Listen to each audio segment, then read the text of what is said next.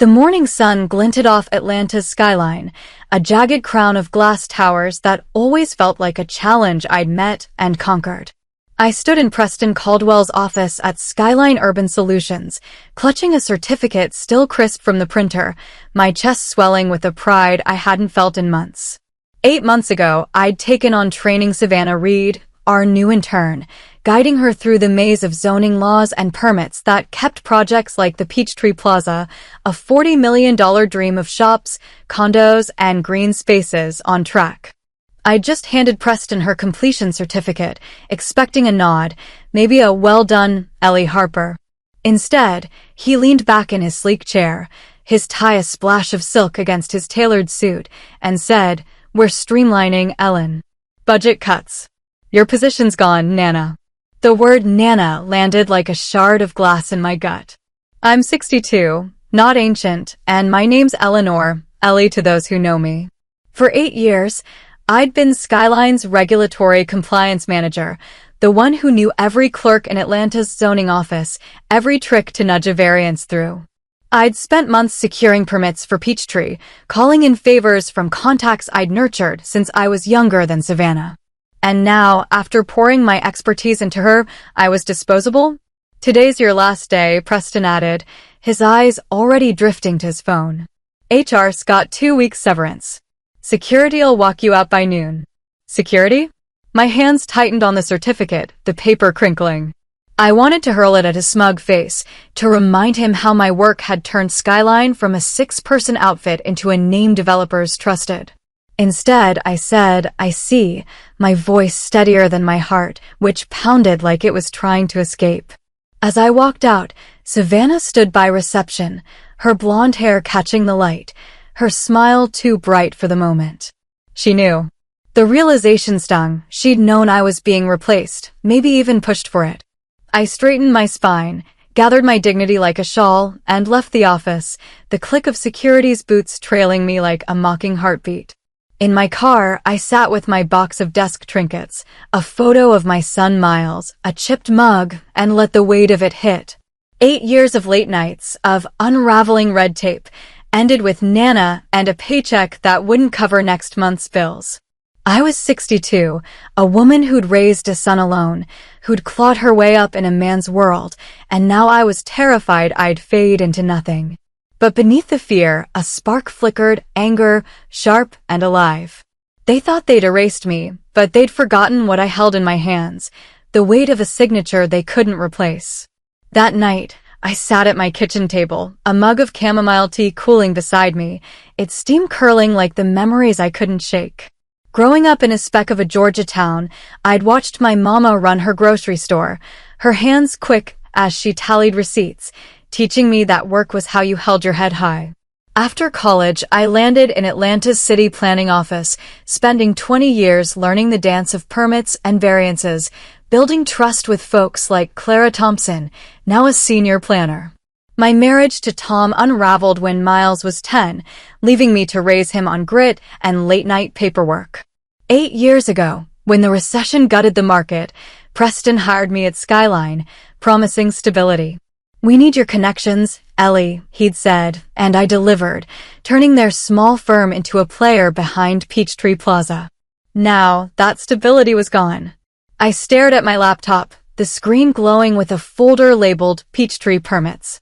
Every application, every approval, filed through Harper Compliance Solutions, my LLC. I'd started it 5 years ago when Clara asked me to streamline the city's process for big projects. Skyline knew about it. It's why they'd hired me, but they'd forgotten or never cared that my signature locked those permits in place.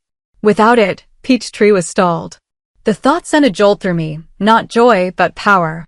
They'd underestimated me, and that was their mistake. My phone buzzed. Miles, my son, his name lighting up the screen. "Mom, you're home early," he said, his voice warm but puzzled. I told him everything: Preston's Nana, the security escort, Savannah's betrayal. His anger flared, sharp like mine. "That's ageism, Mom. You could sue." Miles, a history teacher, always saw the world in rights and wrongs, maybe from raising his daughter, Lily, alone after his wife left. Maybe, I said, my voice cracking for the first time.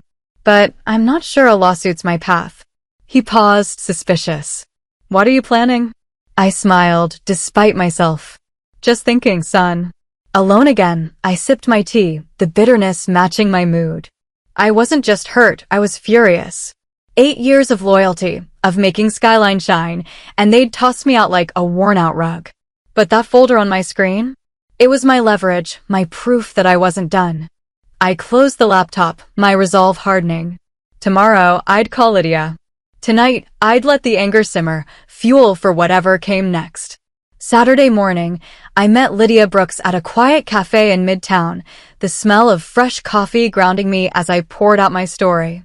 Lydia, my college friend turned employment lawyer, listened with her sharp brown eyes fixed on me, her pen tapping her notebook.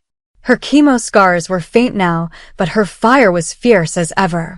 They can't fire you for being 62, she said, her voice low but firm. But age discrimination's hard to prove. I shook my head. I'm not chasing a lawsuit, Lydia. Not yet. It's about the permits.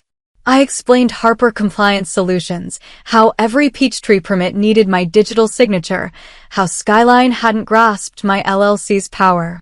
Lydia's eyebrow arched, a smile tugging her lips. Oh, Ellie, they stepped in it. If those permits are under your LLC, you owe them nothing without a contract. And if they thought your consulting was tied to your job, that's their error. She leaned back, sipping her latte. Got documentation?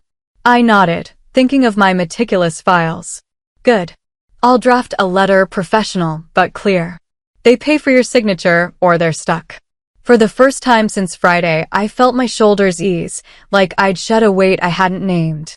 Back home, I ignored 3 missed calls from Preston, his number glaring on my phone.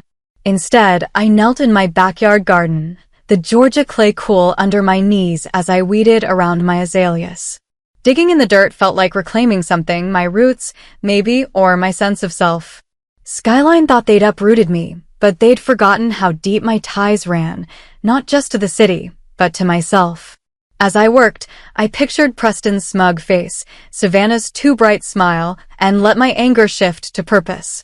Lydia's letter would be my first move, a reminder of what they'd thrown away. Monday morning, I savored my coffee on the porch, the first workday in years I wasn't rushing to an office. My phone buzzed again, Clara Thompson from the zoning office. Ellie, we've got a mess, she said, her voice clipped but warm. Skyline's pushing to finalize Peachtree permits, but they're all under your LLC. I told I need your signature. I smiled, picturing Clara's no-nonsense stare. That's right. My employment with Skyline ended Friday, but Harper Compliance Solutions is separate. She sighed. Preston's team tried to argue I could bypass you. I shut that down. Standard channels would take 6 months, minimum. Clara's call lit a spark in me. Skyline was scrambling, and I held the reins. My phone showed 5 more missed calls from Preston, his latest voicemail sharper. Ellen, we need to talk about Peachtree. Call me back. I deleted it, my pulse steady. Lydia emailed me her draft letter to Skyline, demanding $80,000 for my consulting services to complete the permits, plus credit as the compliance specialist. It was crisp, unyielding, and perfect. I approved it, and she sent it off. As I pruned my roses, the snip of my shears felt like cutting away Skyline's hold on me. Preston could beg, but I wouldn't bend, not after Nana, not after they'd bet on Savannah's flash over my substance. Clara's loyalty, Lydia's strategy, and my own expertise were my foundation now. I wasn't just surviving, I was ready to fight. Tuesday, I dressed in my best charcoal suit, the one I saved for big meetings, and drove to Malcolm Grant's office in Buckhead, Atlanta's heart of wealth. Malcolm, the Peachtree Plaza's lead investor, had called me himself, his deep voice calm but urgent. His headquarters gleamed with marble and glass, a testament to his rise from a mechanic's son to a development titan. He greeted me with a firm handshake, his gray eyes assessing but kind. Miss Harper, thanks for coming. Coffee? I nodded, settling into a conference room overlooking the city. I've sunk $15 million into Peachtree, he said, cutting to the chase. Now it's stalled because Skyline let go the one woman who can move it forward. I'm not happy. I opened my laptop, walking him through Harper Compliance Solutions' role, every permit, every approval, tied to my LLC. Skyline knew this when they hired me, I said, my voice steady. But they forgot my consulting firm isn't their employee. Malcolm studied my files, his jaw tight. Preston called it a paperwork glitch. Said you're bitter about being fired. I met his gaze. I sent terms, $80,000 and credit for my work. Reasonable, given I'd have earned that in 9 months. Malcolm leaned back, thoughtful. Reasonable's an understatement. He tapped the table, then smiled faintly. Here's my offer, Ellie. Grant Properties retains your LLC for Peachtree, same fee, plus bonuses for hitting milestones. You work with my team, not Skyline. As for them, I'm rethinking our partnership. My breath caught, but I kept my face calm. I'd need my attorney to review the contract. He nodded. Expected. It'll be in your inbox today. We shook hands, and I left, my heart racing not with fear, but with possibility. Back home, my phone buzzed with a text from Preston. Emergency meeting, Peachtree, 3 p.m. We'll pay consulting fee. Too late, I thought, deleting it. Savannah emailed next, her tone a mix of pity and plea. Ellie, I know you're upset, but delaying Peachtree hurts your reputation. I'll mention you in the credits. Credits? After replacing me? I trashed the email. A bouquet arrived from Savannah, with a note begging me to call Preston. I left it on my neighbor's porch. She loved the roses more than I would. I knelt in my garden, planting marigolds, their bright petals a promise of growth. Lydia called, confirming Malcolm's contract was in my inbox. It's solid, Ellie. You're cutting Skyline out. As I worked the soil, news spread through Atlanta's development circles. Ellie Harper was Grant Properties' new compliance lead. Preston's calls doubled, his voicemails frantic. Ellen, name your price. I ignored them, my hands in the dirt, my future taking root. Skyline had sown their seeds, now they'd reap the harvest. Wednesday, I met Malcolm's team in their Buckhead conference room. The Peachtree plans spread before us. Malcolm stood, his voice firm. We're terminating Skyline's contract. Their mismanagement's a liability on a $40 million project. I blinked, stunned by his decisiveness. What about their designs? I asked. We own them, he said. Piedmont Architects will take over, tweaking as needed. Piedmont was Skyline's rival, and the irony wasn't lost on me. Lydia called later, her voice gleeful. Malcolm's contract isn't just Peachtree, it's all his Atlanta projects for 2 years, renewable. 6 figures, Ellie, plus bonuses. I signed it, my hand steady, though my heart raced. Preston's latest voicemail offered my job back with a raise, his panic palpable. Warren's pulling Skyline from Peachtree. It'll ruin us.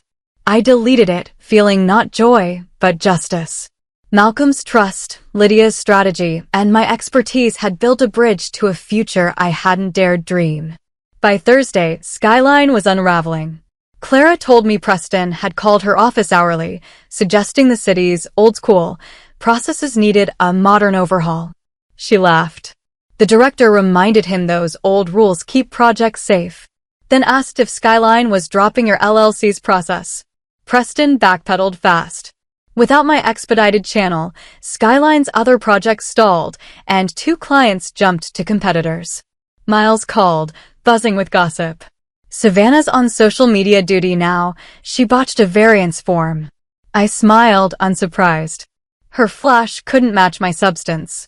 I expanded Harper Compliance Solutions, hiring 2 women in their 50s, both pushed out by younger bosses, and launched an internship for midlife career shifters. My business wasn't about revenge, it was about value, about proving experience wasn't a liability but a legacy. 3 months later, I stood at Peachtree Plaza's groundbreaking, the Atlanta skyline framing the ceremony. Malcolm and city officials turned ceremonial shovels, cameras flashing. The Atlanta Journal-Constitution's headline, "The Zoning Maestro, Ellie Harper's Rise," sat folded in my purse, quoting Clara, "Ellie's the best in the business."